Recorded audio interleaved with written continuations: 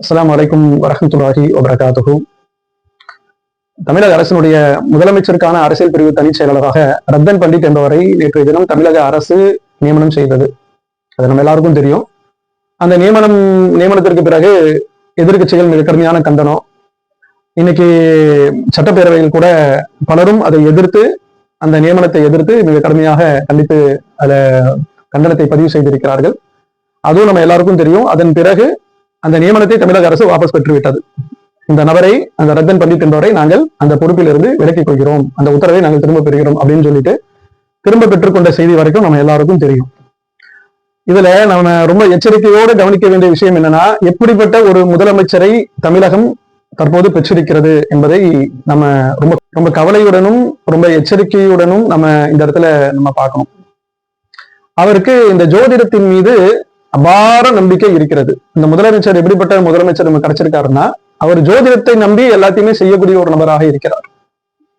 இந்த கட்சியை ஆரம்பித்து அவர்களுடைய இந்த அரசியல் பிரவேசம், இந்த 3 ஆண்டு காலம் இருக்குமா, இந்த 3 ஆண்டு கால அரசியல் பிரவேசம், அதற்கு பிறகு எலெக்ஷன் கேம்பெயினுக்கு பிறகு நடந்த எல்லா சம்பவங்களுமே இந்த ரத்தன் பண்டிட் என்பவர் தான் ஃபுல்லா டிராஃப்ட் பண்ணி முதலமைச்சருக்கு கொடுத்து, முதலமைச்சராக தற்போது ஆகியிருக்கக்கூடிய விஜய் அவர்களுக்கு கொடுத்து அவருக்கு வழிகாட்டிய நபர் அப்படின்னு சொல்லப்படுது. அப்ப அவர் போட்டு கொடுத்தது எல்லாமே சக்சஸ் ஆயிடுச்சுல. அப்ப சக்சஸ் ஆன ஒரு நபரை நம்ம கூட வச்சுக்கிட்டோம்னா, அரசு பதவி கொடுத்து கூட வச்சுக்கிட்டோம் அப்படின்னா, நம்முடைய அரசியல் பயணம் என்பது ரொம்ப பிரகாசமாக இருக்கும். ஏன்னா அவர் தான் எல்லாத்தையுமே ரொம்ப துல்லியமாக கரெக்டா கணித்து சொல்றாரு. அவருக்கு அபார ஆற்றல், அந்த மாதிரி ஒரு ஆற்றல் இருக்கு. அப்படி அபார ஆற்றல் உள்ள ஒருவரை நம்ம கையிலே வச்சுப்போம் அப்படின்னு சொல்லிட்டு அவர் வைத்திருந்தார். என்னடா இப்படி ஜோதிடத்தை நம்பி ஒரு ஆளை கூட வச்சு, அதுவும் அரசு பதவியை கொடுத்து இப்படியான ஒரு நடவடிக்கை தமிழக அரசு செய்யலாமா? இப்படிப்பட்ட நபரை நீங்க இவ்வளவு உயர்ந்த பொறுப்புல வைக்கலாமா அப்படின்னு சொல்லிட்டு கடுமையான எதிர்ப்புகள் வந்த பிறகு, அந்த எதிர்ப்புக்கு பிறகு அவங்க வாபஸ் பெற்றுக் கொண்டார்கள். இந்த எதிர்ப்பு வரவில்லை என்றால் அவருடைய பதவி நீடித்து இருந்திருக்கும். இப்ப இதுல என்ன பிரச்சனை? அவர் விரும்பிய ஒருவரை வைப்பதுல என்ன பிரச்சனை அப்படின்னு கேட்டா, இவருடைய இந்த ஐடியாலஜி, அவருடைய அந்த நம்பிக்கை இருக்கிறது, ஜோதிடத்தின் மீது உள்ள நம்பிக்கை, இது எவ்வளவு ஒரு மோசமான ஒரு நம்பிக்கை.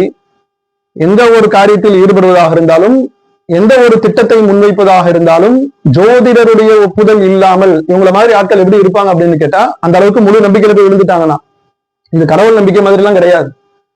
இப்போ இஸ்லாம், நாங்கள் ஒரு இறை நம்பிக்கையில இருக்கிறோம், மற்ற மதத்தில் உள்ளவர்கள் வெவ்வேறு நம்பிக்கையில இருக்கிறாங்க. அந்த மாதிரி இந்த ஜோதிட நம்பிக்கையை பார்க்க முடியாது.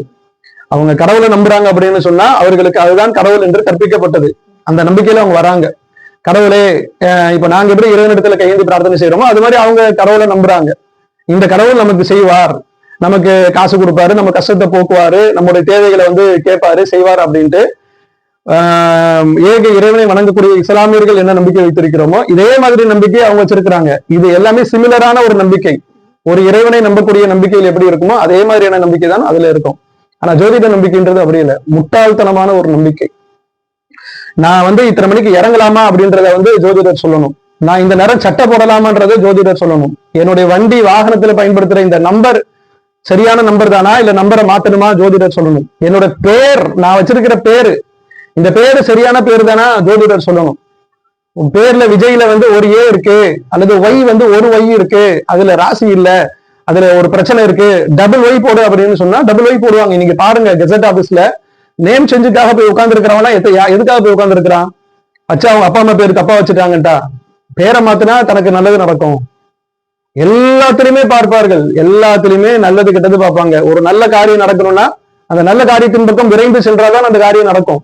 நல்ல நல்ல சிந்தனைகள் வருது அப்படின்னு சொன்னா அந்த சிந்தனையின் பிரகாரம் நம்ம செயல்படணும். செயல்பட்டால்தான் அது நடக்கும். அது தனி ஒரு மனிதனுக்கே அதுதான் சொல்லப்பட்டிருக்கு. அப்போ ஒரு ஆட்சியாளர், ஒரு மாநிலத்தினுடைய முதலமைச்சர் அப்படின்னும் பொழுது எவ்வளவு விரிந்த சிந்தனை உள்ளவராக இருக்கணும். மக்களுடைய விஷயத்துல எங்க மக்களுக்கு எந்தெந்த இடத்துல என்ன தேவை இருக்கு, அதை எப்படி கொண்டு போய் சேர்ப்பிப்பது. அரசியல் அனுபவமே இல்லாத ஒரு நபர் உட்கார்ந்து இருக்கீங்க. இனிமேல் தான் நீங்கள் அரசியல் பாடலாம் படிக்கணும்.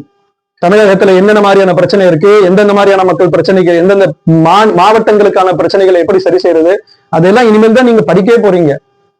ரொம்ப பறந்து விரிந்த சிந்தனையோடு இந்த பதவியில் உட்கார வேண்டிய ஒரு நபருக்கு இவ்வளவு ஒரு குறுகிய சிந்தனை இருந்தால், உங்களை ஒரு கடிவாளம் போட்டு ஒருத்தர் இயக்குவாரு, அவர் இயக்குற இயக்கத்துக்கு தான் நீங்க செயல்படுவீங்க அப்படின்னு சொன்னா இது தமிழகத்திற்கு மிகப்பெரிய ஒரு கேடு என்பதை நாம் புரிந்து கொள்ள வேண்டும். அவரை சுத்தி எவ்வளவு பெரிய மினிஸ்டர் பாடி இருக்கு, அத்தனை அமைச்சர்களை போட்டிருக்கிறாங்க, அவ்வளோ செக்ரட்டரிஸ் இருக்காங்க, அவ்வளவு படிச்ச பெரிய பெரிய ஐஏஎஸ் அதிகாரிகள் இருக்கிறாங்க அப்படின்னாலும் சரி, அவங்க எல்லாரும் ஒரு முடிவு எடுத்தாலும் சரி, இந்த ஜோதிட நம்பிக்கையில உள்ளவங்களை சொல்றேன், ஜோதிட நம்பிக்கையில இருக்கிறவங்க இந்த வீடே ராசி இல்லைன்னு சொன்னா இடிச்சு தள்ளிட்டு போயிட்டே இருப்பான், ஜோதிடர் சொன்னா செஞ்சுட்டு போயிடுவான். அவங்க பெத்த புள்ள, இந்த புள்ள வந்து நீங்க பலி கொடுத்தாதான் உன் குடும்பத்துக்கு நல்லது அப்படின்னு சொன்னா பெத்த புள்ளைய அறுத்து புதைச்சிட்டு போயிடுவான். அப்படியே ஒரு மோசமான ஒரு குருட்டு புத்தி தான், குருட்டு நம்பிக்கை தான் இந்த ஜோதிட நம்பிக்கை என்பது. தன்னை சுற்றி இருக்கக்கூடிய எவ்வளவு பேர் சேர்ந்து சிறந்த முடிவு எடுத்தாலும் சரி, இந்த மாநிலத்திற்கான ஒரு பெரிய நல்ல முடிவுகள், நல்ல திட்டங்கள் முன்வைக்கப்படலாம். அந்த திட்டத்தை செயல்படுத்துறதா இருந்தா இவர் வந்து கிரீன் சிக்னல் கொடுக்கணும். இப்ப நம்ம நினைக்கலாம் அவர் தான் பொறுப்புல இருந்து போயிட்டாரு, அரசு தான் வாபஸ் பெற்று விட்டது அப்படின்னு நம்ம நினைக்கலாம்.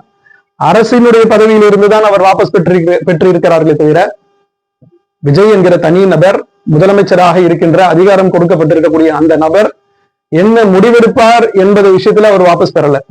நீ வரக்கூடிய காலங்களிலும் இதே ரத்தன் பண்டிட் அவர் சொல்றதுதான் அவர் கேட்க போறாரு. அவரு இது சிவப்புன்னு சொன்னா சிவப்புன்னு சொல்லுவாரு, பச்சைன்னு சொன்னா பச்சைன்னு சொல்லுவாரு. ஏதாவது ஒரு நலத்திட்டத்திற்காக செல்லக்கூடிய நேரத்துல இன்னைக்கு உங்களுக்கு நேரம் சரியில்லை, 12ல இருந்து 1 மணிக்கு உனக்கு கேடு, நீ போகக்கூடாது அப்படின்னு சொன்னா காரை திரும்ப ரிவர்ஸ்ல கொண்டு வந்துருவாரு. அதுதான் ஒரு பொம்மலாட்டம் விளையாட்டாகத்தான் இது இருக்கும். ஜோதிட நம்பிக்கை என்பது அப்படிதான் இருக்கும். இந்த மாதிரியான ஒரு நம்பிக்கை உள்ளவரை தான் மக்கள் வந்து போராடி கொண்டு வந்து இந்த பதவியில வைத்திருக்கிறார்கள்.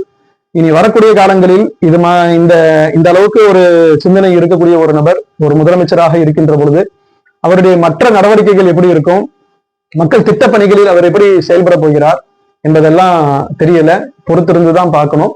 ஒருவேளை இந்த சிந்தனை, இந்த ஜோதிட நம்பிக்கை என்பதுல அவர் ரொம்ப உறுதியாக இருந்து அதன்படிதான் அவர் செயல்பட போகிறார் அப்படின்னு சொன்னா நிச்சயமாக அவரை ஆதரித்த மக்கள் கூட அவரை தூக்கி எறிவதற்கு தயங்க மாட்டார்கள் என்கிற ஒரு செய்தியை முன்வைத்து நிறைவு செய்கிறேன். அஸ்ஸலாமு அலைக்கும் வரஹ்மத்துல்லாஹி வபரகாத்துஹு.